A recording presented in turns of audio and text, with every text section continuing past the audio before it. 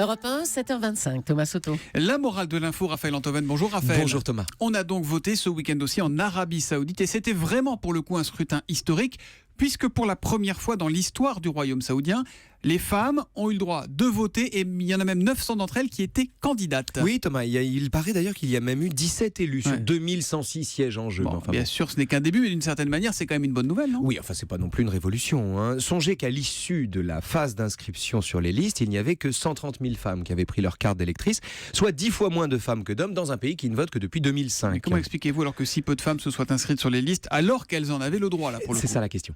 Voilà, c'est ça la question. Comment se fait-il qu'elles ne se soient pas jetées sur l'occasion qu'elles avaient de faire entendre leur voix ? On met de côté celles nombreuses qu'on a physiquement empêchées de le faire. Bien sûr.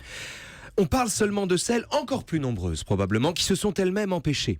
C'est-à-dire qui auraient pu s'inscrire et qui ne l'ont pas fait. Et pour mieux parler de ces femmes, me semble-t-il, il faut aller chercher leurs ancêtres en Amérique, en Pennsylvanie, dans les années 1830. Tiens, mais qu'est-ce qui s'est donc passé en Pennsylvanie dans les années 1830 ? Eh bien, c'est Tocqueville, Alexis de Tocqueville, qui raconte ça dans La démocratie en Amérique. Un jour, Tocqueville, qui explore l'Amérique, qui explore les États-Unis, s'étonne de n'avoir vu voter aucun nègre, on les appelait comme ça, un jour d'élection locale, alors que les nègres, donc entre guillemets, en ont le droit. Ceci n'est pas la faute de la loi, lui dit son interlocuteur. Les nègres ont, il est vrai, le droit de se présenter aux élections, mais ils s'abstiennent volontairement d'y paraître.